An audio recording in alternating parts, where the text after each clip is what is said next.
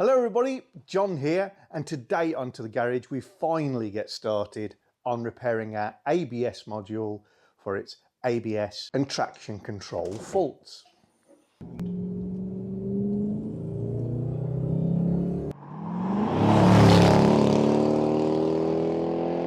Hi everyone, John here, and if you're new to the channel, I'm a complete Jaguar nut and I've been promising to show everybody my repair, he says, fingers crossed, to the ABS module on my 96 XK8 Jaguar. The background to this is the car has thrown a fault on the dashboard saying ABS unavailable, traction control unavailable, and occasionally stability control unavailable several times in the past. The frequency of the fault has increased, although the light probably won't come on now if I start the car, just sod's law. It's frequent enough to know that it's every other day that you use the car you'll have a fault.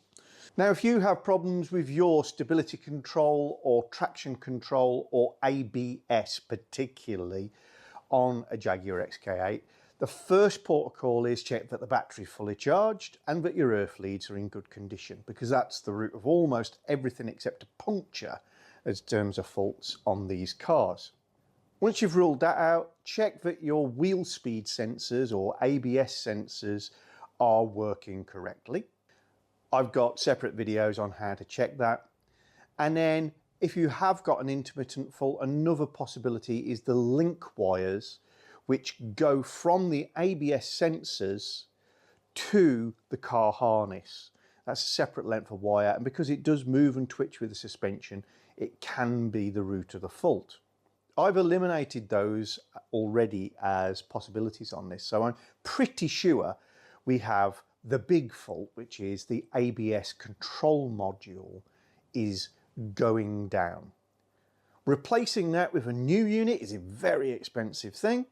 Replacing it with a second-hand known good item is not cheap, and sending away the modules for repair is equally not that cheap or necessarily convenient, particularly if you're handy.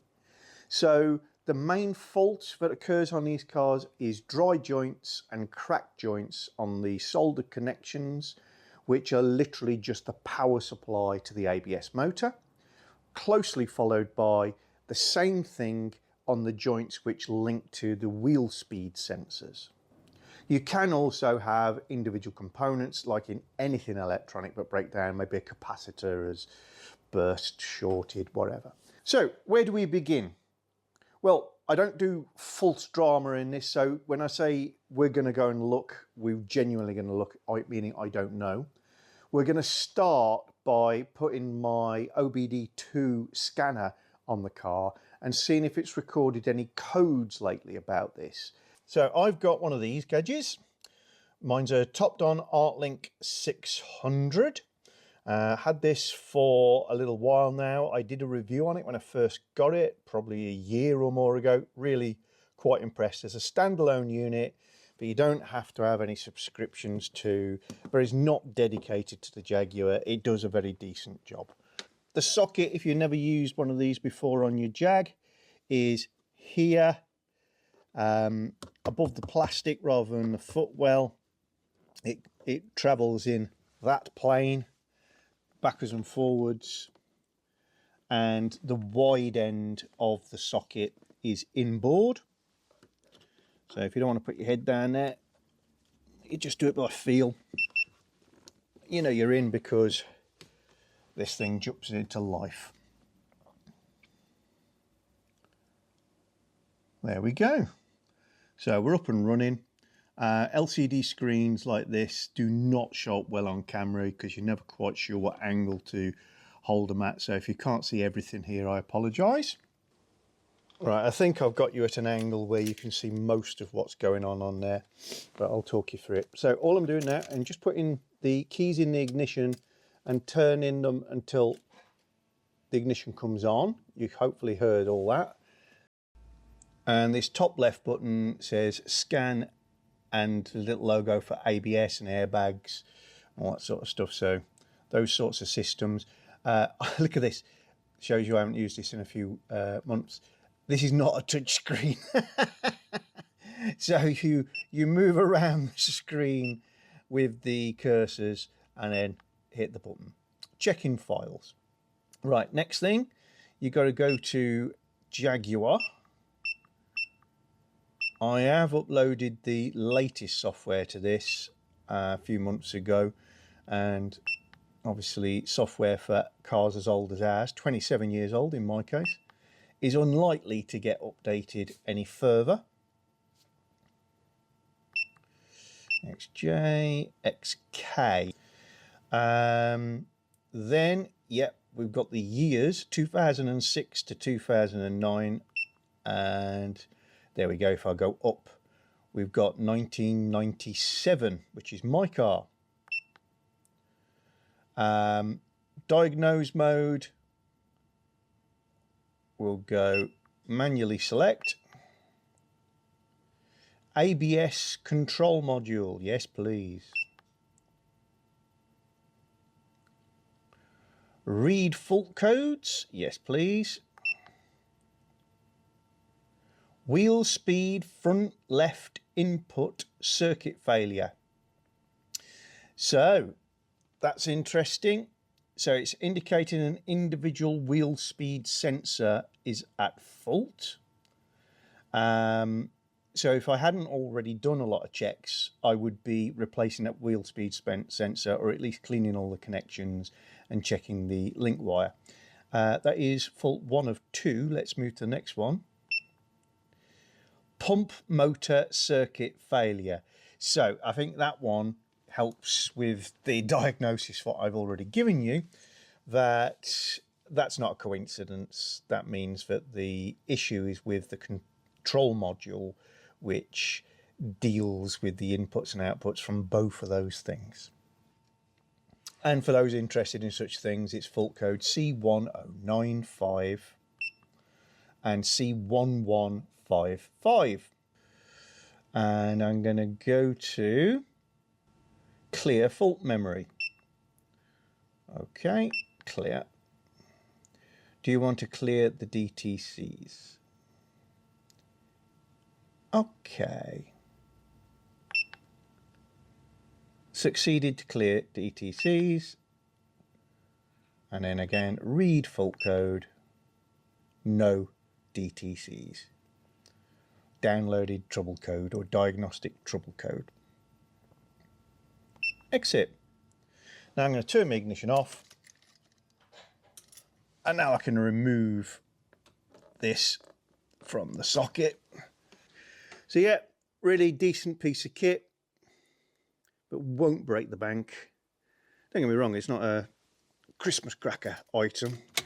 You will have to ask Santa for one, or maybe save your pennies. And I'll put a link to one of these in the description below.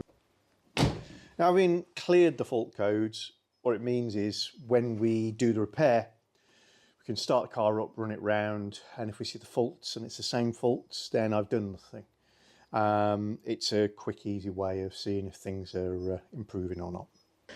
So the next thing I'm going to do, because I'm going to mess around with modules, electronics, always a bit sensitive, is disconnect my battery. So, XK8 battery in the boot. Here he is. And all I need to do is disconnect the negative or earth or ground terminal. Insert your own favourite phrase. And we're on a 10mm. And as I said earlier, if you have an XK8 XKR or XJ8 XJR of the same era as mine, don't underestimate the part that your earth leads will play in faults, codes and issues with your car. Regulars to the channel will have seen me doing a little video on a brake hold down tool, and that was in readiness for this job. And so for that reason, I am now going to take off the front left wheel in order to bleed the brakes just a fraction on this corner. This step is only necessary if, like me, you want to minimise the amount of brake fluid that leaks when you do the job the way I'm going to do it. All will become clear. But yeah, if you're going to play along at home, the method I'm going to use is probably the most thorough, for which you can read longest, but will give you the cleanest, easiest job long run.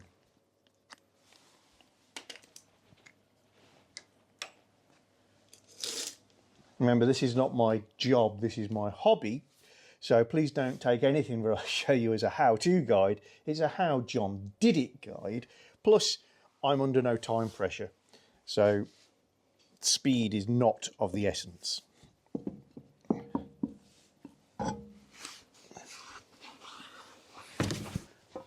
So all we're after is the bleed nipple, which is this.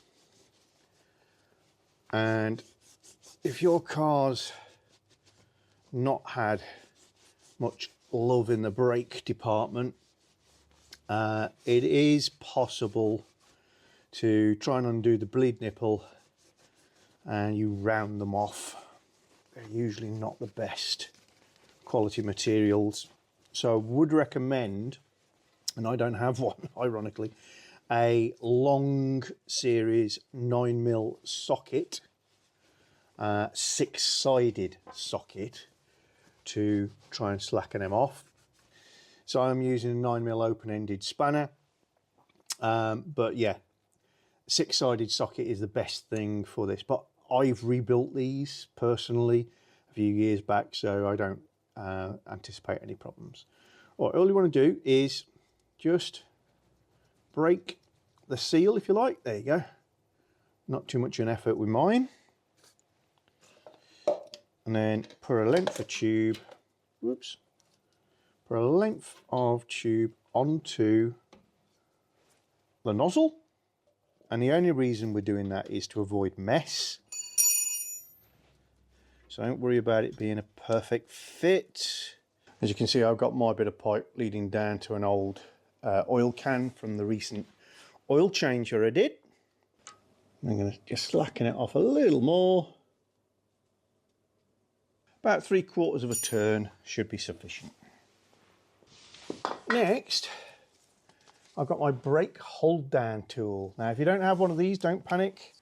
In a very recent video, I showed everybody how to make one of these. It is not 100% essential for doing this job, but it means that you don't spill so much, if any, brake fluid. You can buy these tools if you really want to, based on the idea that you're not going to use it very often. I really wouldn't bother, and I would say make one or do without. And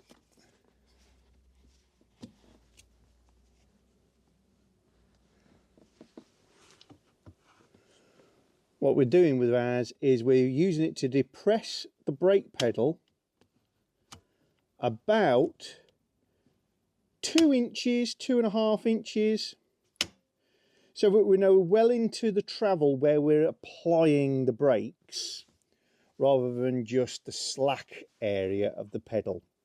And what this does is it seals off the entrance for the brake fluid from the reservoir under the bonnet to get into the master cylinder.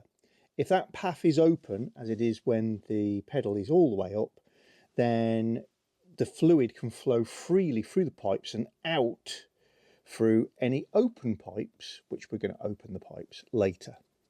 So there we are, we've got the brake pedal held down in a sort of 2-inch, maybe fraction more position. Now I'm just going to go around the other side and lock off the bleed nipple.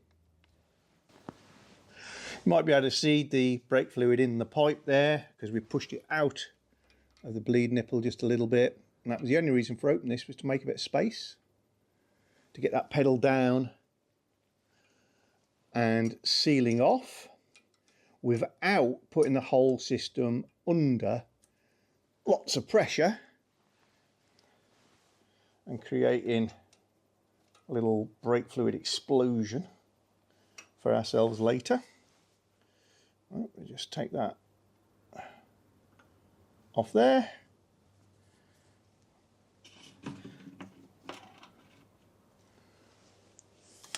And I've just put both ends in my little waste oil bottle to avoid the mess.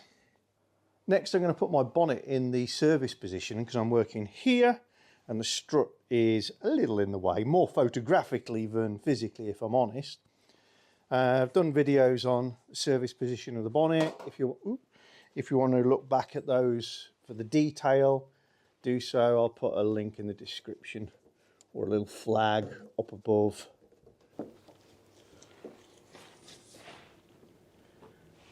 There's one strut detached.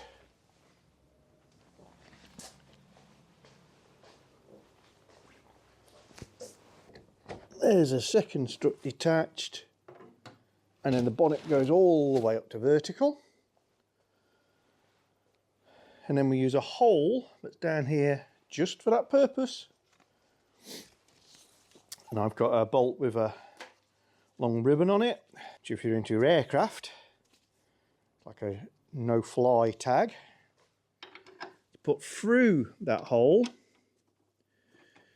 And what that means is the bonnet won't fall on me, and the red tag means I won't forget it's there and try and slam the bonnet. So put that somewhere obvious so that we don't forget. So the next thing is to remove this cover. Now this cover was only fitted to early cars, so if you don't have it, don't fret. It's not necessarily been lost, it's just not there. It's a little cost down. So a little vanity cover, as we call them in automotive circles, doesn't do anything. It's not necessary. It literally is there to make the underbonnet area look tidier. This is the ABS motor. Specifically, that is the ABS motor. This is the ABS valve or manifold, and it contains the valving that makes all the magic work. And the black box attached to its front is our control module, the bit that we need to do the repairs on. It needs to be removed by unbolting it and pulling it this way, away from this block. Unfortunately, the routing of the pipes means they're in the way. Now, I do know, and many of my friends have done, you can remove this without disconnecting these pipes, but you have to bend things a little and maneuver them, and it's not the way it's intended to be done, but it can definitely be done. I'm doing it the standard, careful, slower way, and I'm going to disconnect these pipes. It's good practice to put wing protectors on your car when you're working in this sort of area and leaning over. I've got some magnetic ones, but doubly so on this job because brake fluid. Brake fluid is an effective paint stripper.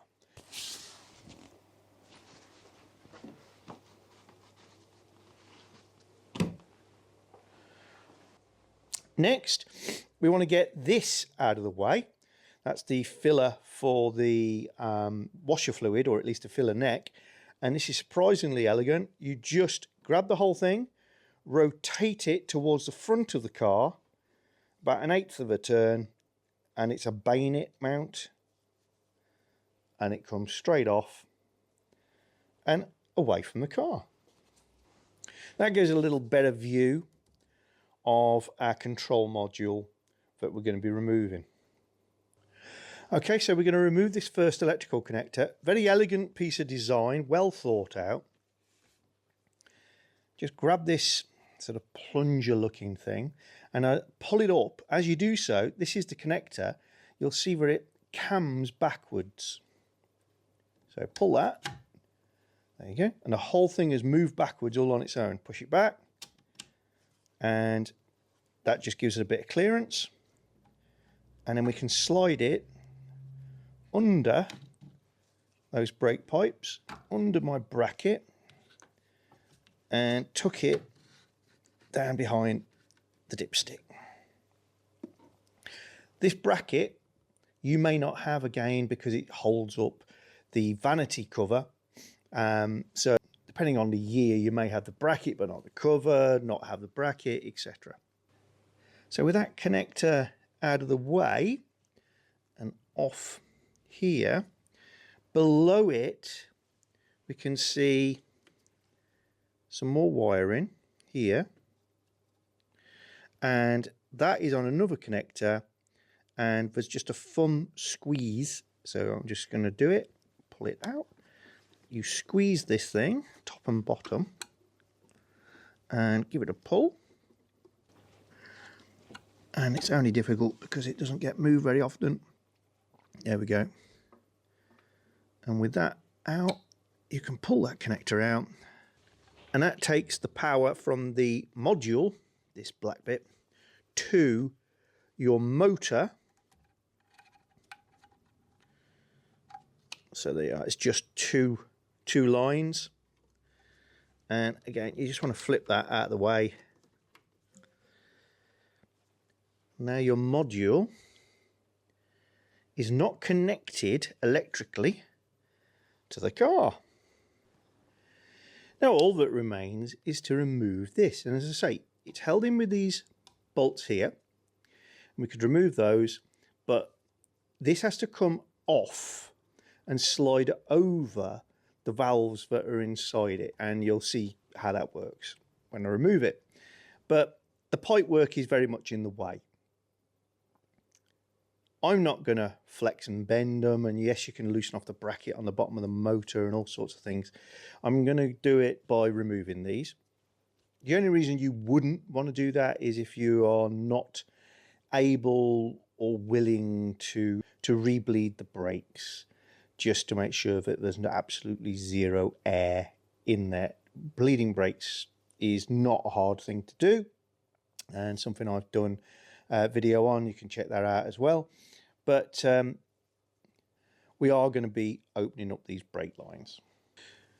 Anything to do with brakes, you don't want to be introducing any dirt or contamination into the brake circuit, because once it gets in there, it's going around and around forever.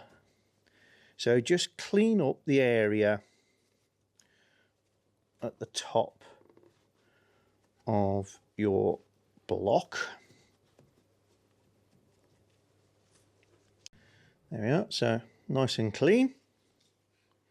There are some clips on the brake pipes themselves which just stop them getting stressed and moved around. We actually want things to move a little bit more freely, so you can flick those off and leave them attached to one of the brake lines. Have a bit of rag available, and Jaguar say when you take these lines out to bung the manifold or block and cap all the pipes. That's a cleanliness thing and to avoid introduction of dirt again. Now most people are not going to have a set of brake bungs available to them. I'm quite a sad lad, and as you can see I've just taken one of my drawers out my little cabinet, where I've saved every plastic rubber bung that I ever found. Came with a can of oil. I think these are from gearbox oil containers, and block up the ends. You'll find caps on breathers for batteries, and I collect all those sorts of things just for such an occasion, but I'm in the minority. So I'm going to show you how to do it if you don't have a collection like that. And one of the easiest things you can do is find an old rubber glove, chop off the fingers, and they're going to make 4 nice little covers for our pipes. And then we're going to use our rag to cover this off as soon as we've removed the pipes. When you're removing brake pipes, ideally what you'd be using is a brake pipe spanner, which looks like this. It's as close as you can get to a ring spanner while still being able to get over the pipe. But again, not a common tool. This is a Sykes Piggavant one. I have one for the 11mm size, which is that one there. But these larger ones are 13s and I don't have one for that. So use the best quality spanner you can to avoid rounding things off. Yeah, make sure it's a good fit. It's a 13mm. And you want to slacken that off. Shouldn't be too difficult. There we go. So after just a couple of tweaks, it hand turns, which is good news. Now, if you've not got the brake hold down tool like I have, expect there to be quite a lot of brake fluid coming out. With a brake hold down tool in place, it will dribble, he says, but we'll find out together. But should not gush. There we go, so he's undone. We're ready with our bit of rag, because it's, remember, good paint strip of this stuff. Creating as little bend as possible, and yet barely a drip coming out at the end of there. As I say, you can use clean rag to cover that over straight away, or because I've got my collection, I can use one of my rubber bungs. They're plastic actually, but you know what I mean, to get a nice tight fit in there. And for those of you playing along at home with the rubber glove technique, again, there is almost nothing coming out of that. In fact, it's dry now. But just to show willing, let's take our rubber glove tip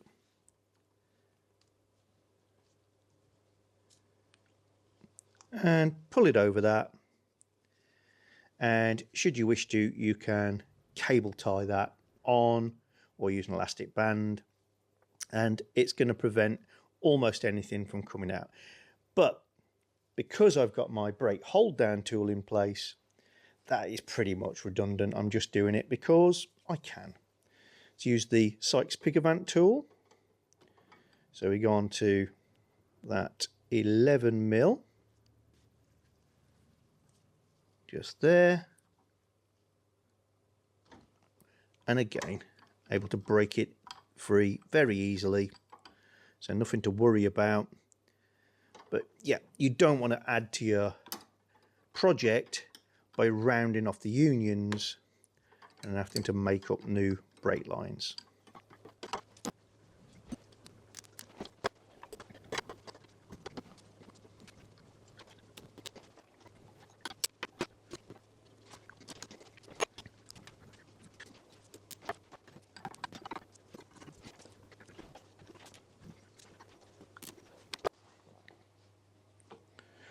Well, there we are, all four off, and there really isn't too much moisture there, so I'm very pleased with the result.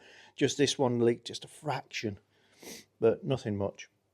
Okay, so now we're at a position where we can actually remove the offending ABS module, and for this you're going to need a tool that I talked about again in another previous video leading up to this. It's an unusual tool. It's an E5 socket. That's an external Torx. So it's a spline shape with 6 points, external 6mm. So as long as you've got one of those, you're away. Very cheap. I'll put a link in the description below to those. I had to buy one to do this job myself. They're not that common on most jobs, and you've got 4 positions, there we go, for these E6 bolts. two on the top. Very easy to see. Know what you're doing. They're very long bolts, but they're not actually threaded as in inserted very far. They go into the metal block. There's another one down here and another one down on the other corner here. So I might obscure your vision whilst I'm doing that, but you're not missing a lot. If you try using pliers, you might get away with undoing these with needle nose pliers. You might. But on the other side of the coin, you may just round them off. And if you do round them off, that's a whole new world of trouble. So I would say spend less than £20 on getting yourself a set of E-sockets. And then you won't have a problem. And as I say, long bolt, but not inserted into the block very far. The problem I've been suffering with my arm, long time subscribers, is tendonitis, sometimes known as tennis elbow, golfer's elbow, all that sort of thing, which if you've had it, you'll know. Crikey. It sounds so innocuous, but make the wrong movements, it's absolute agony. It's these little gripping rotation movements of my left hand, left arm that are giving me grief. Okay, so with all those 4 bolts removed and the wiring removed, should find our module is loose and it needs to come out towards us a fair way before we lift it. That's because it has to clear those valves. And we're going to take our pipe work and just ease it back. As you can see, getting these out without removing the pipes would need some pretty challenging manoeuvring of the pipes, and you would bend them a fair amount. Let's see. How's the best way to get this?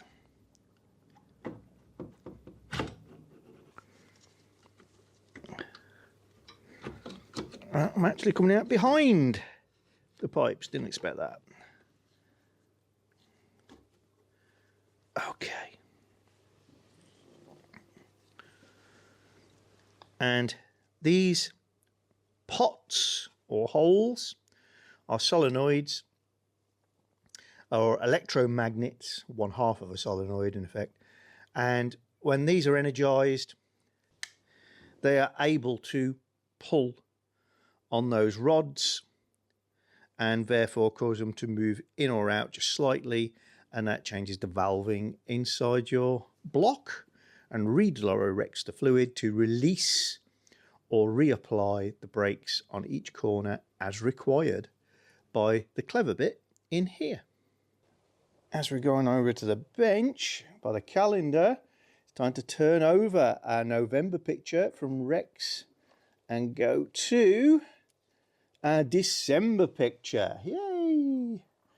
And that was the winner last year, and that was Lyra Jones, and that was 2005 XKR R performance model at Bethsaida in North Wales in the Nant Francon Valley.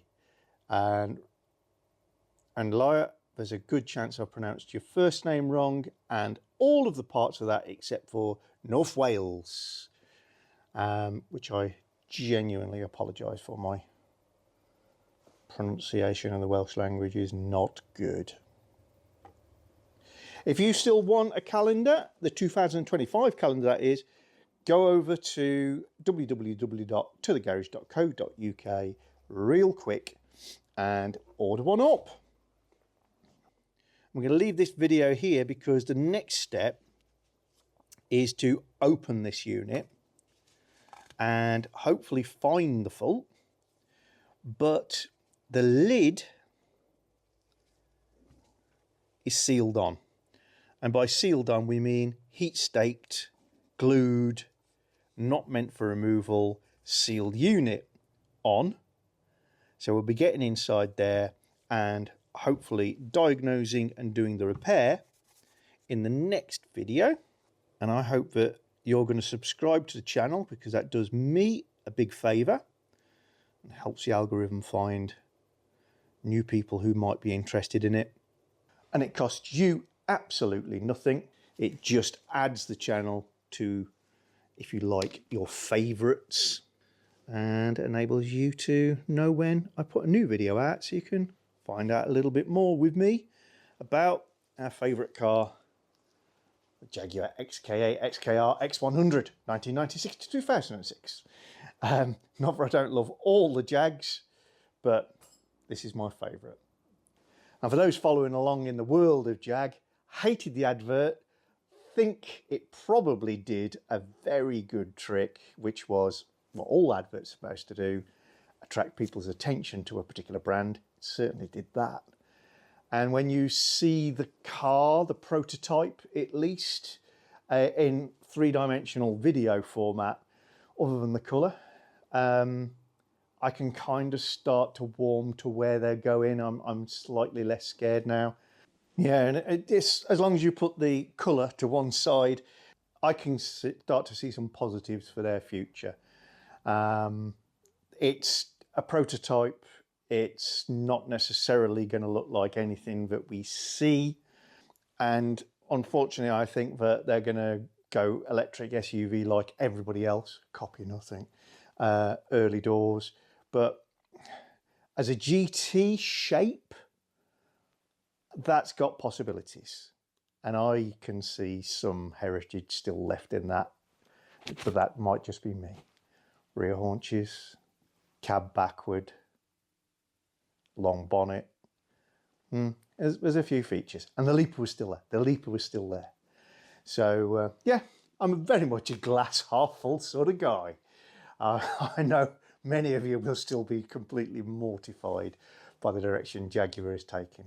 But hey, at the end of the day, I haven't got £100,000, so it's all kind of a moot point. That's my car, and it's still as pretty today as it was before all this nonsense started. So why not focus on that? Oh, and to my great friend, Gary Starmies. Hiya, Gary. Well done on your smokeless video recently when you re-engaged the battery on your Mark II Jag. I was literally holding my breath with you and listening and smelling for the smoke. I know that sensation so well. Good on you, mate. And yeah, if you've not already done so, JagVet1, go subscribe to that channel as well. Do not watch with small children. But other than that, love you, mate. Good, good, good.